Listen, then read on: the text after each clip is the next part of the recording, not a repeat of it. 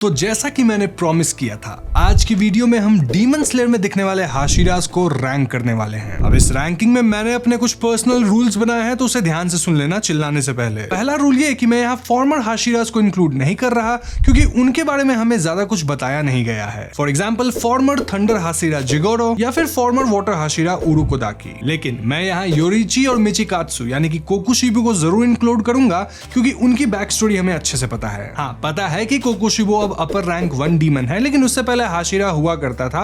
Demon slayer mark भी था उसके पास, तो उसको इंक्लूड करेंगे। दूसरा रूल ये है कि मैं यहाँ हाशिराज के अलावा अपने ट्रायो डीमन स्लेयर्स को भी इंक्लूड करूंगा, जो कि है तानजीरो, इनोस्के और जेनित्सु। ऐसा इसलिए क्योंकि मांगा में एंड तक ये तीनों बहुत पावरफुल हो चुके थे, और ये देखना इंटरेस्टिंग रहेगा कि हाशिराज के मुकाबले ये कहाँ रैंक करते हैं। अब तीसरा रूल ये है कि भले ही मल्टीपल हाशिराज एक पर्टिकुलर टियर लिस्ट यानी कि सेम टियर लिस्ट में बैठे हों, लेकिन इसका मतलब ये नहीं कि उनकी पावर्स सेम है। उनकी पावर्स अलग हो सकती है। तो ऐसे में सेम टियर लिस्ट में जो लेफ्ट साइड पे होगा वो राइट वाले से ज्यादा पावरफुल होगा। सुबोजीत, इस बात का ध्यान रखना एडिट के वक्त, ठीक है। साथ ही हम यहाँ सबके मोस्ट पावरफुल वर्जन को कंपेयर करेंगे, वरना सीजन 1 में जितना कमजोर तानजीरो था उस हिसाब से तो वो लिस्ट में होना ही नहीं चाहिए। बट हाँ, मांगा के एंड तक तानजीरो बहुत पावरफुल हो चुका था, तो उस हिसाब से वो इस लिस्ट में काफी ऊपर आएगा। तो समझ रहे होंगे तीनों रूल्स, इसको ध्यान रखना। और इसी के साथ हम शुरू करते हैं अपनी रैंकिंग। और एक और बात, यहाँ आपकी सोच और आपकी रैंकिंग मेरे से अलग हो सकती है, तो मेरे मत्थे मत चढ़ जाना। अपनी रैंकिंग कमेंट्स में बड़े ही प्रेम भरे शब्दों में मुझे बताना। साथ ही ये भी बताना कि आपने अपनी रैंकिंग किस बेसिस पे आधारित की है। तो बिना समय गवाए सबसे पहले हम बात करेंगे शिनोबु के बारे में, जो कि मेरे हिसाब से सारे हाशिराज में सबसे वीक है। शिनोबु इंसेक्ट हाशिरा है, और पूरे सीरीज में हमें ये बात क्लियर कर दी गई है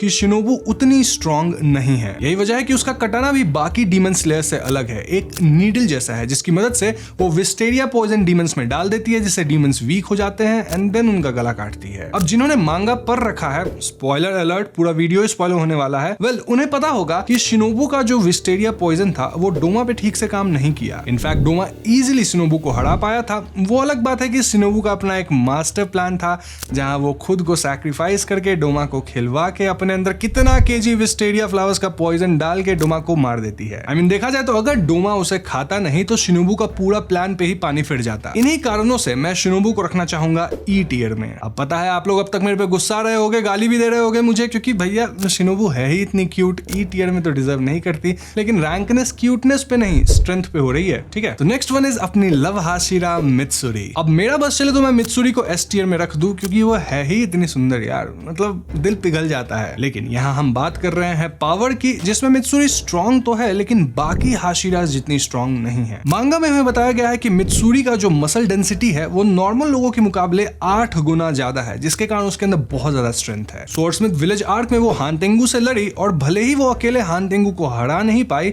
लेकिन हारी भी नहीं। इन्फिनिटी कासल में मित्सुरी नाकीमे से लड़ती है, एंड देन फाइनल फाइट में भी लड़ती है, जहां वो मारी जाती है। एंड देखा जाए तो मित्सुरी का फाइट में इंपैक्ट बहुत ज्यादा नहीं था। आई मीन, बाकी हाशिराज 2-2 फाइट्स लेके फाइनल फाइट में भी लड़ रहे थे, सर्वाइव कर रहे थे, मर रहे थे, इंपैक्टफुल थे, लेकिन मित्सुरी उनके मुकाबले उतनी इंपैक्टफुल नहीं थी। तो इससे मित्सुरी का स्ट्रेंथ क्लियरली पता चल जाता है, और इसीलिए मैं मित्सुरी को रखना चाहूंगा डी टियर में। भगवान मुझे मित्सुरी को डी टियर में रखने के लिए कभी माफ नहीं करेंगे, मैं खुद को भी माफ नहीं कर पाऊंगा। आप लोग भी मुझे माफ मत करो, और जल्दी से लाइक बटन दबा दो। समझ रहे हो, लाइक बटन यानी कि मेरे को एक थप्पड़ नहीं, थप्पड़ नहीं, थप्पड़ ज्यादा हो जाएगा, मतलब कि एक डिसलाइक, यहाँ डिसलाइक मतलब लाइक है, समझ रहे हो, कुछ भी करके लाइक कर दो यार। लेकिन इससे पहले आप लाइक डिसलाइक का खेल खेलना शुरू करो, चलिए हम तेंजन यूजी के बारे में बात कर लेते हैं। तेंजन यूजी साउंड हाशिरा है, और उन्हें हमने एंटरटेनमेंट डिस्ट्रिक्ट आर्क में ग्यूतारो और दाकी से लड़ते हुए देखा। उजी की मदद यहाँ पे तानजीरो, जेनित्सु, इनोस्के और थोड़ा बहुत नेजुको भी कर रही थी। लेकिन इतना मदद मिलने के बाद भी यूजी अकेले अपर रैंक 6 को नहीं हरा पाए। वो तो तानजीरो और नेजुको की जोड़ी थी, वरना यूजी मारे भी जाते हैं, नेजुको ही उनको बचाती है। सो नीडलेस टू से कि भले ही यूजी बहुत ही फ्लैम्बॉयंट है, लेकिन फ्लैम्बॉयंसी उनकी लड़ाई में थोड़ी कम दिखती है। इसीलिए तेंजन यूजी को मैं रखूंगा डी टियर में, लेकिन मित्सुरी के राइट में, जिसका मतलब है कि मित्सुरी तेंजन यूजी से मेरे हिसाब से ज्यादा पावरफुल है। तो आप खुश हो ना, कम से कम मित्सुरी हमारे 2 हाशिरा से ऊपर है। अब अगले हाशिरा जिनकी हम बात करने वाले हैं वो हम सब के चहेते हैं, और he is none other than flame Hashira Rengoku. Rengoku को हमने म्यूगेन ट्रेन आर्क में देखा था, और उनकी आकाजा से जो फाइट हुई थी वो हमें हमेशा याद आती है।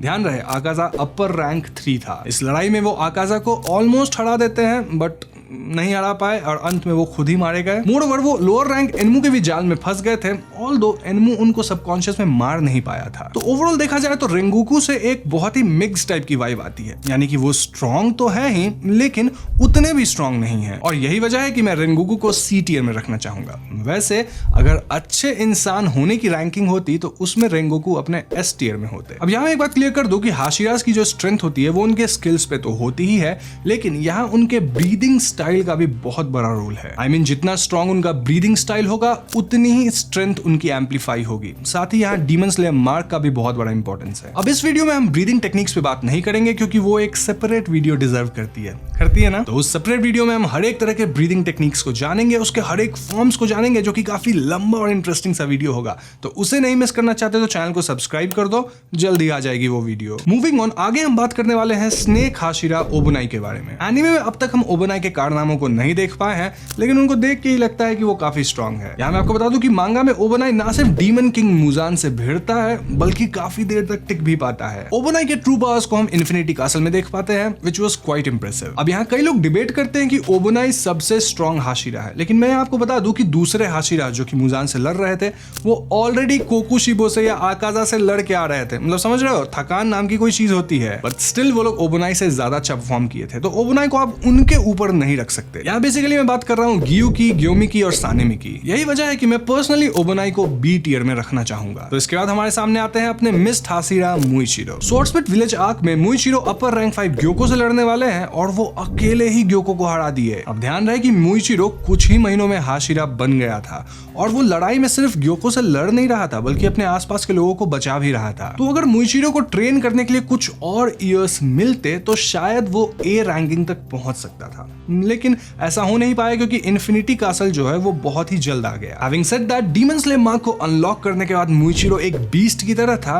ऑल्दो कोकुशिबो की लड़ाई में वो बहुत ज्यादा इंपैक्ट नहीं छोड़ पाया। हाँ, पता है मुझे कि एक रेड नेचरिन स्वॉर्ड से वो वाइटल अटैक किया था, बट वहीं आप दूसरे डीमन स्लेयर्स को देखो, वो लोग ज्यादा इफेक्टिव थे। तो इसी वजह से मैं मुइचिरो को भी बी टियर में रखना चाहूंगा, ऑल्दो ओबोनाई के लेफ्ट में, यानी मेरे हिसाब से वो ओबोनाई से ज्यादा पावरफुल है। तो हमारे अगले हाशिरा है water Hashira Giyu. Demon slayer में शुरू से इस बात को स्थापित कर दिया गया था कि गियू एक बहुत ही पावरफुल हाशिरा है, ऑल्दो उनमें थोड़ी कॉन्फिडेंस की कमी जरूर है। गियू एक ही झटके में रुई को पेल दिया था, साथ ही वो इन्फिनिटी कासल में Akaza and then demon king Muzan the Michael Jackson से लड़ा। अपने डीमन स्लेयर मार्क को अनलॉक करने के बाद गियू आकाजा से भी ज्यादा स्पीड हो गया था, ऑल्दो आकाजा उसको मैच कर लिया अपने पावर्स के कारण, बट ये एक बहुत बड़ी फीट है। गियू ना सिर्फ पूरे फाइट में बहुत एक्टिव था बल्कि वो एंड तक सरवाइव भी कर पाया। यही वजह है कि मैं गियू को भी बी टियर में रखना चाहूंगा, ऑल्दो मुइचिरो के भी लेफ्ट में। जी हाँ, यानी कि वो मुइचिरो और ओबोनाई दोनों से ज्यादा पावरफुल है मेरे हिसाब से। अब इस पॉइंट पे मैं एक बात कहना चाहूंगा कि गियू, ओबोनाई और मुइचिरो इन तीनों के पावर्स कहीं ना कहीं सेम लेवल पे हैं,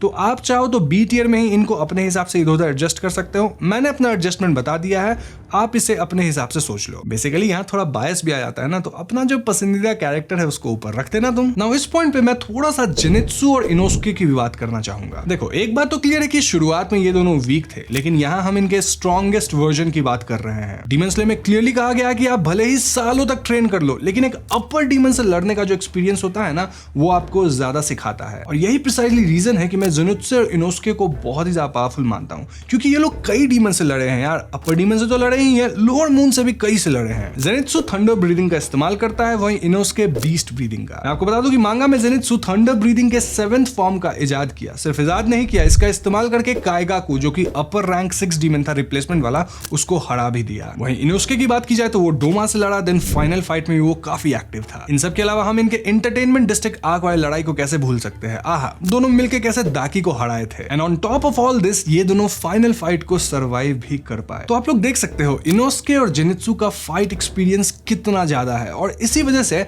मैं कई हाशिरा से इन दोनों को ऊपर रखता हूँ। एक और रीजन ये है कि मुझे ये दोनों कैरेक्टर्स ना बड़ा पसंद है, तो थोड़ा सा बायस भी मेरा आ जाता है इधर। इसीलिए चलो इन दोनों को हम सी टियर में रख देते हैं, लेकिन सुभजीत, इनको जो है ना थोड़ा सा साइड में रखना, लेफ्ट में, मतलब कि रेंगोकू के लेफ्ट में रखना। अब बी टियर नहीं दिया है तो सी में इतना तो ये लोग डिजर्व करते ही हैं। अब इन दोनों के बीच ज्यादा स्ट्रॉन्ग कौन है ये कहना थोड़ा सा मुश्किल है, क्योंकि अगर स्पीड की बात की जाए तो जेनित्सु ज्यादा पावरफुल है, वहीं अगर स्ट्रेंथ की या फ्लेक्सिबिलिटी की बात की जाए तो इनोस्के ज्यादा पावरफुल है। इनोस्के के पास ज्यादा फॉर्म्स है अपने ब्रीदिंग टेक्निक का। ज़ेन्सू सिर्फ 2 ही जानता है, 1, लेकिन उसका 7th ज्यादा स्ट्रॉन्ग है। तो देख रहे हो, टू एंड फ्रो बहुत है, लेकिन मुझे पर्सनली ज़ेनित्सु ज्यादा पसंद है, तो इसलिए मैं ज़ेनित्सु को इनोस्के के लेफ्ट में रखूंगा और इनोस्के को बीच में, मतलब कि रेनगोकू और ज़ेन्सू के बीच में। वैसे आप चाहे तो आप अपने पसंदीदा कैरेक्टर के हिसाब से इसको चेंज कर सकते हैं, तो ये मैं आप पे छोड़ता हूं, लेकिन मैंने अपना रैंकिंग बता दिया है। अब यहाँ आपने ध्यान दिया होगा कि मैंने तानजीरो की बात नहीं करी है, और ऐसा इसलिए क्योंकि मैं मानता हूं कि तानजीरो इन दोनों से बेटर है, तो उस पे सेपरेट हम बात करेंगे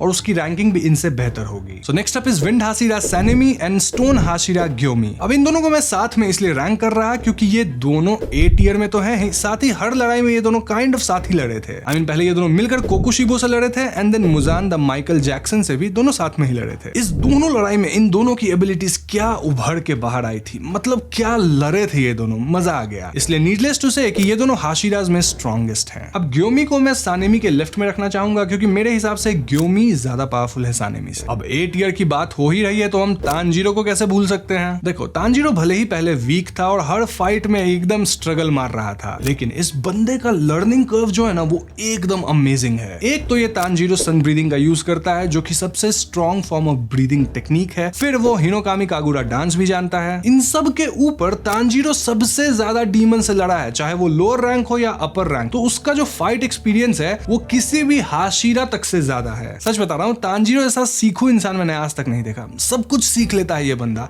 सिर्फ सीखू ही नहीं, ये एकदम रेजिलियंट है, मतलब हार ही नहीं मानता, मरने के कगार पे हार नहीं मान रहा, अभी भी लड़ेंगे। फाइनल फाइट में तानजीरो मुजान से लड़ा, एंड सिर्फ लड़ा ही नहीं, सर्वाइव भी कर पाया। वो तो शुक्र है कि तानजीरो डीमन किंग नहीं बन गया अंत में, वरना अगर वो बन जाता तो क्या पता समय के साथ वो मुजान को भी ओवरपावर कर जाता। यही वजह है कि मैं तानजीरो को सभी हाशिराज से ऊपर रखता हूँ। मतलब वो A टियर में तो रहेगा ही, लेकिन उसमें भी बाकी दोनों से लेफ्ट में, यानी कि ग्योमी और सानेमी के लेफ्ट में। हाँ, मेरे हिसाब से तानजीरो इन दोनों से ज्यादा ताकतवर है। अब तुम भले इसके लिए मुझे चप्पल मार लो, लेकिन मैं इसी बात पे अडिग रहूंगा। अब हालांकि अगर आप मुझसे डिसएग्री करते हो तो आप अपने रीजंस मुझे कमेंट में जरूर बताना। अब A टियर में मैं मिचिकात्सु को भी रखना चाहूंगा, वो भी सबसे लेफ्ट में, यानी तानजीरो के भी लेफ्ट में। हाँ, मिचिकात्सु वही जो कि कोकुशिबो डीमन बन गया आगे चल के, लेकिन ध्यान रहे जब वो डीमन नहीं था तब भी वो मार्क अनलॉक कर लिया था एज ए डीमन स्लेयर। इतना ही नहीं, उसके पास मून ब्रीदिंग टेक्निक था जो कि वो खुद से इजाद किया था। सन ब्रीदिंग के बाद वही सबसे पावरफुल है। डीमन बनने के बाद ही मिचिकात्सु अपने ब्रीदिंग टेक्निक का इस्तेमाल कर रहा था, और डीमन बनने के बाद तो हम देख ही पाए कि वो कितना स्ट्रॉन्ग था। तो इसलिए मेरा मानना है कि मिचिकात्सु जो अपने डीमन स्लेयर फॉर्म में होगा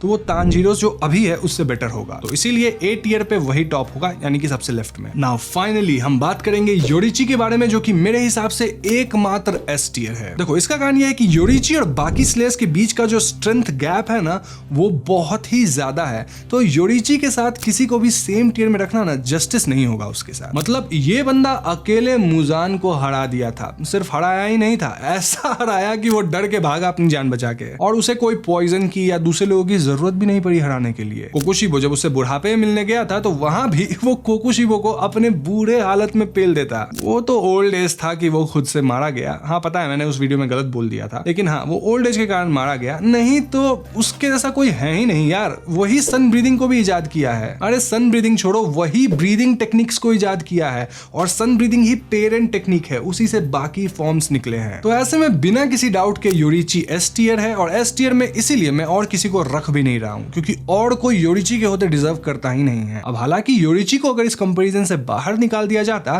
तो हाँ, जिन्हें मैं A टियर में रखा हूं उनमें से 2 S टियर में जरूर आ जाते। इनफैक्ट मैं तानजीरो को ही S टियर में रख देता, लेकिन योरिची के होते हुए मैं ऐसा नहीं कर सकता। ये पाप मैं नहीं करेगा। तो बस यही थी मेरी रैंकिंग, और उम्मीद है आपको ये वीडियो पसंद आई होगी। अब आपने ध्यान दिया होगा कि यहाँ मैंने कनाओ और गेन्या पे बात नहीं किया है, और ऐसा मैंने जानबूझकर किया है, वरना ये रैंकिंग बहुत ज्यादा कॉम्प्लिकेटेड हो जाती और वीडियो भी लंबी हो जाती। कॉम्प्लिकेटेड कैसे? वेल, गेन्या की ताकत ही कुछ ऐसी है, उसकी ताकत डीमन स्लेयर्स जैसी कम, और हम कह सकते हैं कि डीमन जैसी ज्यादा है। हाँ, वो डीमंस को खा के, उनके फ्लैश को खा के उनके पावर्स को इनहेरिट कर लेता है कुछ समय के लिए। तो उसे मैं कैसे रैंक करूं ये बहुत कंफ्यूजिंग था मेरे लिए। I mean, एक हैंड पे वो काफी वीक है, लेकिन फाइनल फाइट में काफी स्ट्रॉन्ग भी दिखा। तो इतना माथापच्ची कौन करे, दोनों को निकालो। वैसे आप चाहे तो आप अपनी रैंकिंग बता सकते हैं कनाओ और गेन्या के बारे में। नाउ अगर आप इस वीडियो में मेरे किसी पॉइंट से डिसएग्री करते हैं तो कमेंट सेक्शन खुला है, वहां गाली मत लिखना, बल्कि अच्छे से बताना कि आप क्यों डिसएग्री करते हो। और हाँ, एक बार फिर से बोल रहा हूँ, अपनी रैंकिंग मुझे जरूर बताना, कमेंट्स में सारे पढ़ रहा हूँ, मजा आता है पढ़ के। यही तो मजा है डीमन स्लेयर का, डिस्कस करना, देन एनीमे देखना। आ भी रही है एनीमे जल्द। तो बस इतनी ही सी थी वीडियो, और उम्मीद करता हूँ आपको वीडियो पसंद आई होगी। अगर पसंद आई है तो लाइक और शेयर जरूर कीजिएगा। और हाँ, अगर आप मेरी ब्रीदिंग स्टाइल एक्सप्लेनेशन वाली वीडियो मिस करना नहीं चाहते हो, चैनल को सब्सक्राइब करके रख लेना, बेल आइकॉन भी दबाना, ठीक है, वरना नोटिफिकेशन नहीं मिलता है। I will see you guys in the next one. Peace out. तो योरीची है ही इतनी क्यूट, आहा, जल्दी आ जाएगी अपनी लव हाशिरा मित्सुरी, क्योंकि वो है ही इतनी सुंदर यार। देखो, इसका कारण ये है कि दिल पिघल जाता है, समझ रहे हो, लेकिन उनको देख के ही लगता है कि वो एक सेपरेट वीडियो डिजर्व करती है ना। उसे नहीं मिस करना चाहते तो चैनल को सब्सक्राइब कर दो। अब यहाँ डीमन स्लेयर में शुरू से इस बात को स्थापित कर दिया गया था कि लाइक बटन यानी कि मेरे को एक थप्पड़, पता है मुझे कि यहाँ डिसलाइक मतलब लाइक है।